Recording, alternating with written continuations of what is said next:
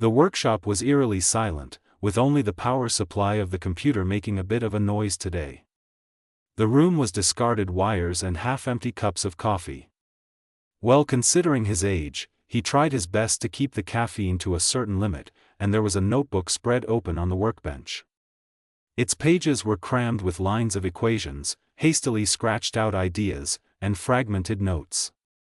On top of one page, underlined thrice, are the words, cloaking algorithm and security protocols. Tony leaned back in his chair, exhaling sharply. "Come on, Hermes," he muttered, his voice laced with exhaustion. "We've got this. We just need to figure out how to hide you from, well, everyone." It sounded simple in theory, but in practice, it was anything but easy. Every attempt at creating a cloaking algorithm had ended in failure. The hardware was primitive compared to what Tony envisioned, and the software, though groundbreaking for the time, was rudimentary by the standards he knew were possible. The first time he tried running a cloaking protocol, it had nearly fried Hermes' circuits. "System error," the AI had crackled, its voice strained and distorted. "Critical failure in cloaking protocol." Restarting, Tony had stared at the screen, his frustration boiling over as the AI rebooted. "Damn it," he'd shouted, slamming his small fist onto the desk. "Ugh." He rubbed his hand and looked back at the door. Gotta keep it down. Failure was part of the process, he understood that. But the sting of it still gnawed at him. Despite his prodigious intellect, he was just a child trying to build something that didn't exist yet, couldn't exist yet. Tony's days bled into nights, an endless cycle of research and experimentation. He devoured books on cryptography, machine learning, and system security, pulling dusty books from the Stark Estate's library and uncovering hidden notes in his father's private study. But the knowledge he sought didn't exist. The theories were outdated, and the hardware too primitive. "Well, if it doesn't exist, I'll simply create one. Oh, this will be fun." He mumbled to himself with a smile. Late one evening, Tony slumped over his notebook, the glow of the monitor illuminating the dark circles under his eyes. The page in front of him was filled with a list of problems. Hermes lacks real-time adaptability, cloaking protocol crashes under data load, fail-safe design incomplete, Hermes cannot self-destruct securely. Underneath, in bold letters, he'd scrawled a single word, solutions. He tapped the pencil on the notebook. He was exhausted, but couldn't keep himself from thinking. He could feel the weight of what he was trying to achieve pressing down on him. But it was something he began to enjoy. It was his own choice in this life. No one told him to work that hard or do anything. If he wanted, he could have enjoyed a normal childhood, but he wanted to achieve something. He wanted to do what he wanted. So, he continued on that path, but no matter what path one takes, failure and success are a part of it. One might stop after facing hard failures, but not Tony. "Maybe I'm biting off more than I can chew," he murmured, but giving up wasn't an option. He couldn't stop, not when the stakes were so high. He had to make Hermes work, not just for the satisfaction of creating something extraordinary but to protect his family and dismantle Hydra's influence. Over the next few weeks, Tony adjusted his approach. He broke his grand vision into smaller, more manageable steps, refine Hermes' basic systems for stability and adaptability, develop encryption protocols from scratch, combining existing techniques with new ideas, test small masking protocols to simulate cloaking on a smaller scale. The progress was slow and often frustrating. One night, after countless failed attempts, Tony tested a basic masking protocol designed to reduce Hermes' visibility within a local network. "Hermes, execute protocol beta 3, he instructed, his voice tight with anticipation. "Executing." The AI responded. The seconds dragged like hours as Tony watched lines of code scroll across the screen. Finally, Hermes' voice broke the tense silence. "Protocol beta 3 executed successfully. Data visibility, 23% reduction." A grin spread across Tony's face. It wasn't a full cloaking algorithm, not yet, but it was progress. For the first time in weeks, he felt a flicker of hope. Not bad. He mumbled that he shut down the workshop for the night and went to his room. He lay on the bed, staring at his notebook. His failures were glaring, written in bold, messy scrawls across the pages. But alongside them were ideas, small victories and glimpses of what could be. He flipped to a blank page and wrote a single line at the top: frowny face, the greatest failures pave the way for the greatest successes. For the first time in a long while, Tony allowed himself to feel proud. He wasn't there yet, but he was getting closer. 2 days later, Tony sat slumped in his chair, his head resting on the workbench. His notebook lay closed beside him, its pages filled with weeks of calculations and failures. "You have been inactive for 42 minutes, Hermes said, its voice gentle but insistent.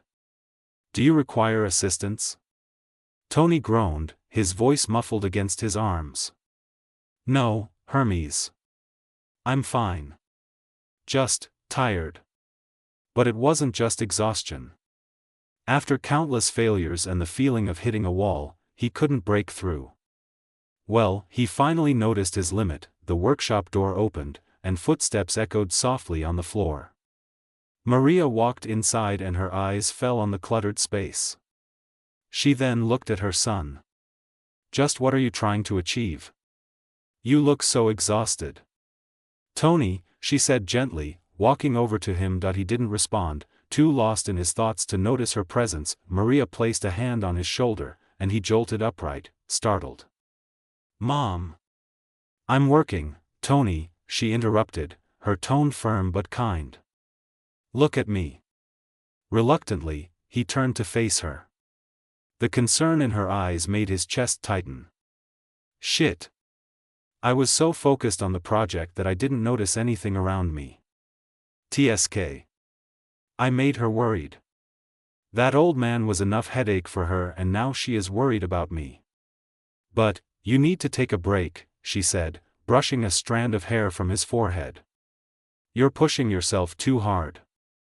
"I'm fine," he replied, stretching his arms, though the hoarseness of his voice betrayed him. Maria knelt beside him, her hands resting on his. "Sweetheart, you're brilliant, but even geniuses need rest.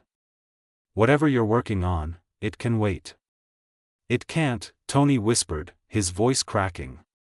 "It's too important." She didn't press him for details. Instead, she smiled softly and extended her hand. "Come outside with me. Just for a little while." "Well, I guess I needed some fresh air," he nodded and stood up. They went to the garden. The night was peaceful, the stars above twinkling. Maria and Tony sat on a bench beneath an old oak tree, the silence broken only by the rustling of leaves and the distant chirp of crickets. "See?" Maria said, draping her arm around Tony's shoulders. "Doesn't this feel better?" He took a deep breath and relaxed for the first time in days. "It's nice," he admitted, though his mind still buzzed with unfinished ideas. She smiled, pressing a kiss to the top of his head. "Your father and I are so proud of you, Tony. You're going to do incredible things someday. But do relax from time to time." The next morning, Tony returned to the workshop with a clearer mind and a fresh perspective. He opened his notebook to a blank page and wrote, "Step 1, take care of yourself." For the first time in weeks, he approached his work without rushing. The journey was just as important as the destination, and he realized that even failures were stepping stones to success. He smiled, his mother's words echoing in his mind, "Incredible things."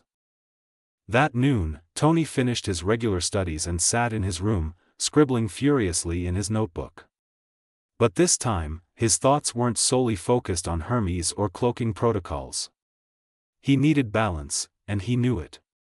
Life couldn't be all about solving equations and debugging code.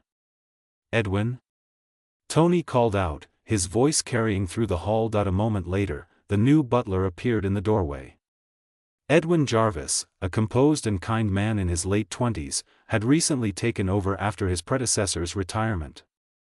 He carried himself with quiet efficiency, but his eyes held a warmth that made Tony feel at ease. "Yes, Master Tony?"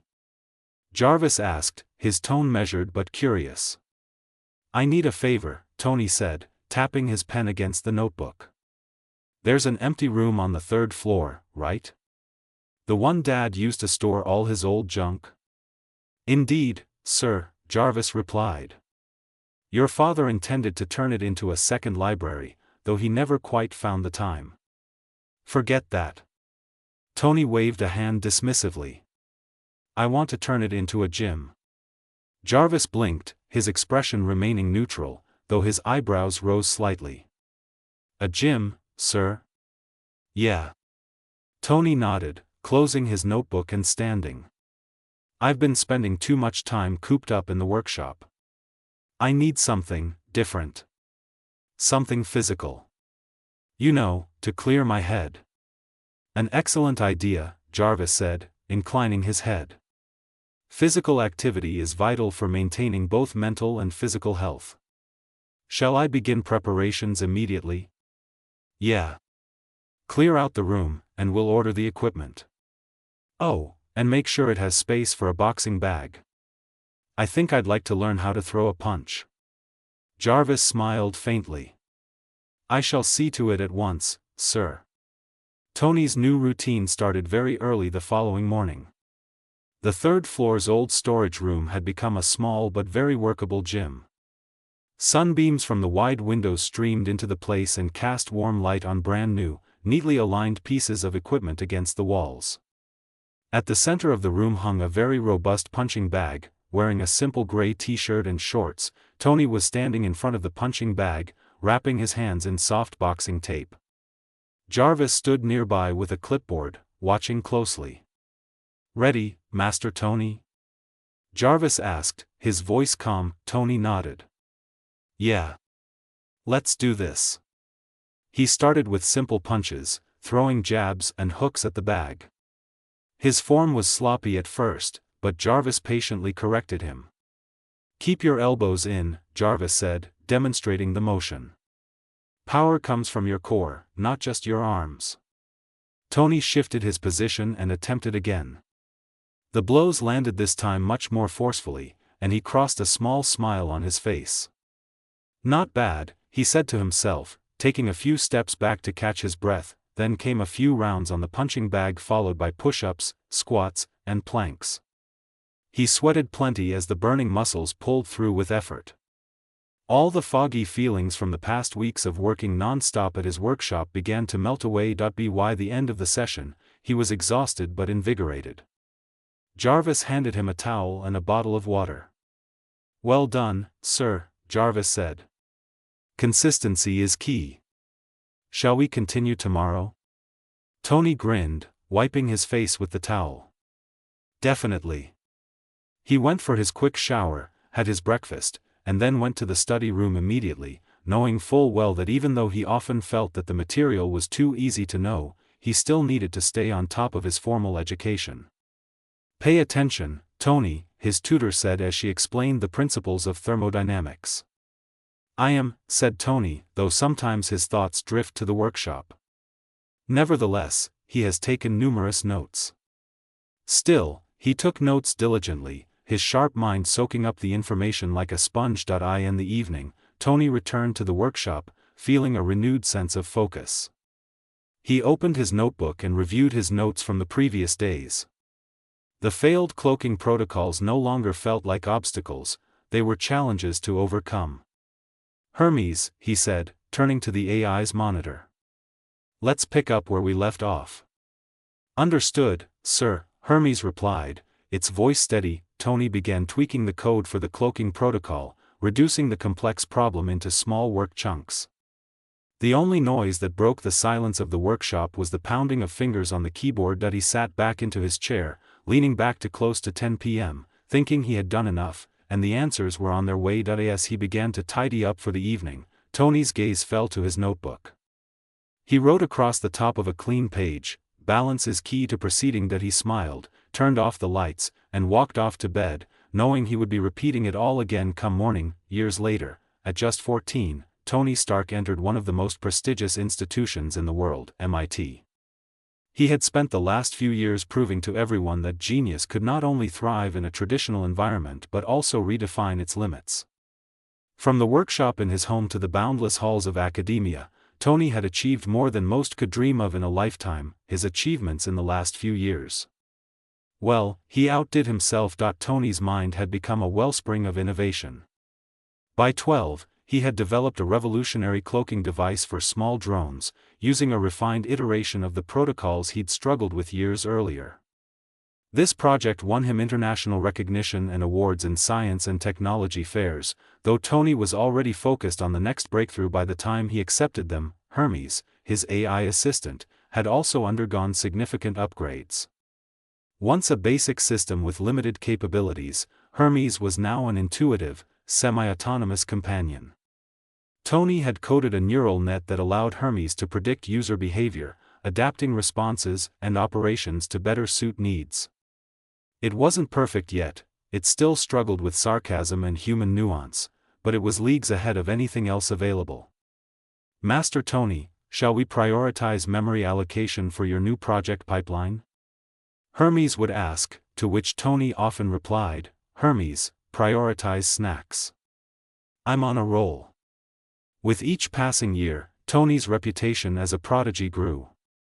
His tutors, often amazed at his ability to understand advanced physics and engineering concepts, would simply shake their heads as he explained theories they hadn't yet mastered. Despite all the accolades and breakthroughs, Tony had managed to keep a semblance of balance in his life. He continued the rigorous physical training he had started, developing a lean and athletic physique. Though his interest in boxing had waned, the discipline it instilled remained, and just to make sure his parents were safe at home, he made a bunch of mini drones and hid them all over the mansion. These drones can be remotely controlled and they act as cameras, keeping an eye on her. Well, he might have added some electric darts and tiny metal ball shooters in case any intruder wanted to hurt his parents. The day of his departure to MIT arrived, and the Stark mansion felt emptier than usual. Howard Stark, predictably, was absent, buried in his work on some defense contract that required his undivided attention. Maria Stark, ever the gracious and supportive mother, tried her best to make up for it. Are you sure you packed everything? She asked, her voice tinged with worry. I could have someone double-check the boxes, Mom, Tony interrupted gently, placing a hand on hers. I've got it. Relax. Hermes ran a complete inventory. Hermes's voice chimed from a nearby tablet. Indeed, Mrs. Stark. All essential and non-essential items have been accounted for and packed with 99.8% precision. Maria sighed but smiled. I know. Well, it's going to be strange not having you here. It's MIT, Mom, he said with a grin, trying to lighten the mood. I'll be fine. Besides, I'll be back for holidays, and maybe to show off my new inventions. Maria hugged him tightly, her usual poise giving way to raw emotion. I'm so proud of you, Tony. Just, don't let anyone tell you who you should be. Follow your instincts. He nodded, the rare seriousness in his expression betraying the weight of the moment. I will, Mom. Tony went to his workshop one last time before leaving. The room, which had once been cluttered with half-finished projects and scraps of ideas, now looked almost pristine. He had meticulously organized his tools and prototypes, ensuring that everything would be ready for the next time he returned. Can't believe it's been 14 years since I came to his world. Well, it's fun to live a life according to my choice. Oh, I am gonna miss this place. Okay, Hermes, he said, looking at the main console. I've set you up to manage the house systems while I'm gone. Keep an eye on Mom and Dad, alright? Of course, sir. Will you be needing remote access capabilities during your stay at MIT? Tony hesitated for a moment, then nodded. Yeah. You never know when inspiration will strike. He stood there for a moment longer, taking in the space that had been both a sanctuary and a crucible for his ideas. He then picked up a custom-made watch from the table and wore it. It was a mini-computer with AI. Finally, he turned off the lights and walked out, feeling the weight of a chapter closing behind him. As Tony's bags were loaded into the sleek black car waiting in the driveway, Maria stood by, waving and smiling through her tears. Howard's absence loomed like a shadow over the moment, but Tony pretended not to notice. "You'll call as soon as you get there?" Maria asked. "First thing," he promised, pulling her into a quick hug. The driver opened the car door, and Tony slid inside. As the car pulled away, he looked out the window, catching one last glimpse of his mother standing on the steps. He didn't feel anger at Howard's absence. He had long since stopped expecting anything different. Instead, Tony focused on the road ahead, the possibilities waiting for him at MIT. For the first time, he would be living in a place where his peers might actually challenge him, where he could test himself against the brightest minds of his generation. As the cityscape blurred past, he reached into his bag and pulled out a tablet. "All right, Hermes," he said. "Let's start drafting the specs for that reactor I was thinking about. No time like the present." "Of course, sir," Hermes replied, the familiar voice grounding Tony in the midst of all the change. And so, as Tony Stark began this new chapter of his life, he did so with the confidence of someone who knew that the future was his to shape. Deep beneath the ruins of a Hydra base, a dull hum of machinery filled the cavernous underground facility. Screens flickered to life, casting eerie green light on the metallic walls. After decades in a dormant state, Arnim Zola's consciousness stirred within the vast network of his digital body. Initializing protocol. "Standby." Zola's face appeared on a screen, a ghostly, pixelated visage of the once brilliant scientist. His primary system scanned the Hydra archives, looking for operational updates. A critical alert caught his attention: Supreme Leader Johann Schmidt, missing. Presumed dead in combat with Captain Rogers. Red Skull, gone. Zola's synthesized voice echoed in the chamber. Hydra fractured. Vulnerable. But not defeated. He turned his attention to Hydra's surviving resources. Decades of planning had allowed the organization to burrow deep, embedding agents in governments, corporations, and militaries across the globe. Hydra had been dormant, but not extinct. "Hydra must rise again," Zola said. "No more dependence on charismatic leaders. This era demands subtlety, technology, a new breed of soldier." With a directive set, he activated Hydra's remaining sleeper agents. Across the globe, encrypted messages awakened dormant cells, instructing them to regroup and prepare for a resurgence. As agents gathered in safe houses and hidden bunkers, Zola began work on his ultimate vision, Project Super Soldier. Zola retrieved data from his old research, particularly Schmidt's use of the Tesseract and the serum developed by Dr. Abraham Erskine. Though Schmidt's version of the serum had led to monstrous side effects, Zola saw potential in creating a new, albeit inferior, version. "This world does not need perfection," he mused. "It needs obedience. Power, controlled power." He began synthesizing a new serum, one that would enhance physical capabilities but leave the recipient entirely dependent on Hydra's resources for stability. Early tests on willing Hydra operatives were promising, though not without failures. Many subjects succumbed to the serum's toxicity, their bodies unable to handle the enhancements. That he was patient and saw these failures as stepping stones. "Progress requires sacrifice," he muttered, as another test subject flatlined. With the experiment in its very initial phase, he reverted all his priorities to SHIELD. Zola, knowing the threat SHIELD posed, simultaneously identified an opportunity in strategy. Unlike Red Skull, who preferred overt action and control through brute force, Zola's approach was based on sowing mistrust and letting it develop into chaos. The penetration of SHIELD began with careful planning and tactical disarray. "If Hydra runs SHIELD," he computed, "we run the world." Using Hydra's sleeper agents, Zola began embedding spies within SHIELD. The agents were given specific missions: sow discord, leak misinformation, and subtly redirect resources toward Hydra's goals. Zola's ultimate aim was to create internal strife, making the agency vulnerable to a full-scale Hydra takeover. Agent Alexander Pierce was one of his most critical infiltrators, a charismatic and ambitious individual who quickly rose through SHIELD's ranks. Pierce's charm and strategic acumen made him the perfect asset, and Zola began grooming him for greater influence. Patience, Zola advised through encrypted communications. S.H.I.E.L.D. will fall, but it must crumble from within. Still, in its formative years, the agency attracted talent from diverse backgrounds: scientists, soldiers, spies, and diplomats, many of whom had clashing ideologies and ambitions. Zola tasked his operatives with stoking these divisions. Using Hydra's network of sleeper agents, he orchestrated the selective leaking of classified mission reports. These leaks implicated key operatives in failures or cover-ups, causing mistrust between senior agents.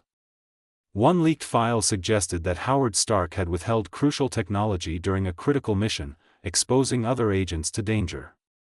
Though untrue, the report sowed doubt about Stark's loyalty. Next, they targeted the supply chain and began tampering with equipment, ensuring missions would fail or suffer costly delays. These failures were then blamed on S.H.I.E.L.D. scientists and engineers, leading to friction between the tech teams and field agents. Zola used his network to spread rumors. For instance, Howard Stark was portrayed as a selfish industrialist whose inventions were for profit, not for the sake of S.H.I.E.L.D. Similarly, it was hinted that Peggy Carter, an emerging star within the organization, was surreptitiously directing S.H.I.E.L.D. towards British interests and undermining the supremacy of America. When these tensions had reached their worst, S.H.I.E.L.D.'s leadership had become filled with suspicion and infighting. Next on the list was Dr. Hank Pym, a brilliant, fiercely independent scientist whose subatomic particle work had brought the attention of Hydra. With his invention, the Pym particle, an object could shrink or grow to any size while keeping the same mass, something that could revolutionize warfare and espionage. Zola recognized that acquiring this technology would give Hydra a significant advantage. However, Pym was notoriously distrustful of authority, particularly individuals like Howard Stark, whom he viewed as a reckless and arrogant inventor. He decided to exploit this mistrust to manipulate Pym and set him against Stark and S.H.I.E.L.D. He initiated the hack by using his Hydra agents within the facility to gain access to Pym's lab network. This wasn't a straightforward task. Pym had designed sophisticated security protocols. However, Zola's digital consciousness allowed him to probe and adapt, systematically dismantling the defenses that he first planted forged evidence in S.H.I.E.L.D. systems, suggesting that Howard Stark had been lobbying for access to Pym's research. The fake reports included fabricated memos and emails showing Stark undermining Pym in meetings with the leadership. Pym, already wary of Stark, became convinced that his work was being stolen. Once he breached Pym's network, Zola copied detailed blueprints and formulas related to the Pym particle. To cover his tracks, he made it appear as though the breach had been orchestrated by Howard Stark, further fueling Pym's anger. Using remote access, Zola caused a series of controlled malfunctions in Pym's equipment.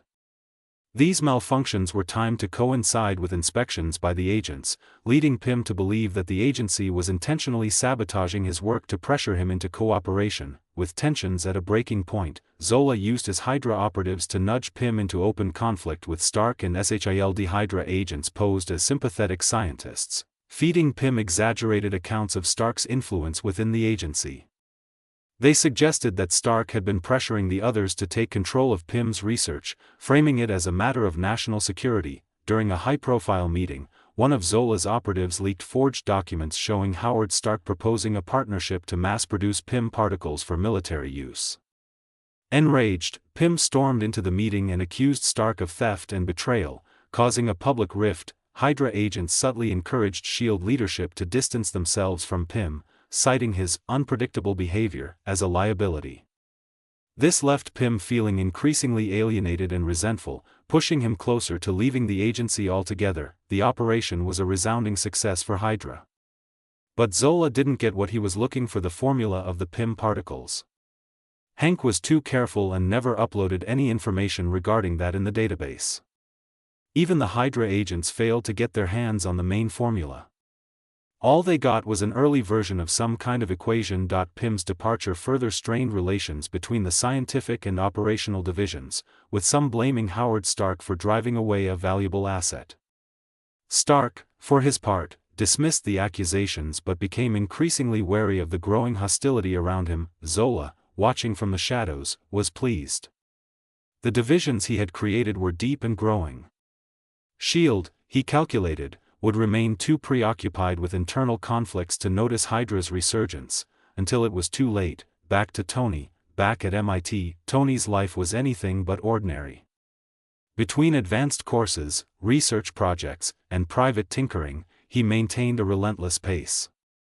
His ultimate goal, however, extended far beyond academic success. Tony had become fixated on a singular mission: preventing the tragedy he knew would befall his parents within 5 years. Every spare moment was spent perfecting his AI systems, upgrading Hermes, and developing surveillance tech that would allow him to monitor and protect his family. Though his academic achievements garnered accolades, Tony was haunted by the ticking clock in his mind. His dorm was filled with multiple computers, custom-built servers, and holographic displays that projected intricate code strings into the air. Tony was waging a silent war against the impenetrable defenses of S.H.I.E.L.D.'s system. He leaned back in his chair, staring at a schematic of S.H.I.E.L.D.'s digital architecture. "All right, Hermes," he muttered. "Let's see if they've earned their reputation." The AI's soothing voice responded immediately. S.H.I.E.L.D.'s encryption uses a dynamic quantum algorithm, updated every 3.7 seconds. To breach the system, I'll need to mimic and predict these shifts. He smirked. "That's why I built you, buddy. Let's start with their comms hub. It's bound to have backdoor redundancies. No one trusts the front door." For days, Tony chipped away at the system's defenses, using a combination of sophisticated neural mapping algorithms and custom-built malware. Hermes intercepted and decoded patterns in the encryption, slowly creating a virtual skeleton key to S.H.I.E.L.D.'s vault. Every step of progress brought its own risks. The system occasionally sent out counterhacks, forcing Tony to redirect Hermes' focus to protect his own servers. S.H.I.E.L.D.'s firewalls were adaptive, countering many of his probes with escalating precision. "Accessing deeper layers increases the likelihood of detection," Hermes warned one evening. "Noted," Tony replied. "But I'm not stopping now." 3 weeks into his efforts, Tony hit pay dirt. Using a disguised signal routed through dozens of satellites and servers worldwide, Hermes found a weakness in one of S.H.I.E.L.D.'s auxiliary data storage centers. From there, he gained access to the main network, bypassing secondary protocols through the same backdoor. Done. Tony's fists clenched in triumph. The holograms around him shifted to display streams of classified information like mission logs, personnel files, and operational reports. His eyes darted across the data. It was a treasure trove, but Tony focused on one goal: Project Pegasus. Operation Paperclip. Find any mention of Howard Stark or Maria Stark or Hydra. Give me something. Hermes parsed the data at lightning speed, flagging relevant files. Within moments, a cluster of folders appeared on the main display. Tony opened the first, revealing heavily redacted documents. "Sir, I've detected unusual network activity within S.H.I.E.L.D.'s mainframe," Hermes said. "It appears encrypted data is being rerouted through third-party servers." Tony frowned, pushing his laptop aside. "That's not standard for a global security agency. Someone's tapping into their systems." Hermes's voice grew more urgent. "The patterns are consistent with cyber-espionage tactics. Probability suggests an external infiltration, potentially Hydra. Signs of artificial intelligence detected." "Nice job," Tony smiled, pulling up a new screen. He finally found them. "Hermes, let's see if we can follow the breadcrumbs. If Hydra's out there, I want to know everything."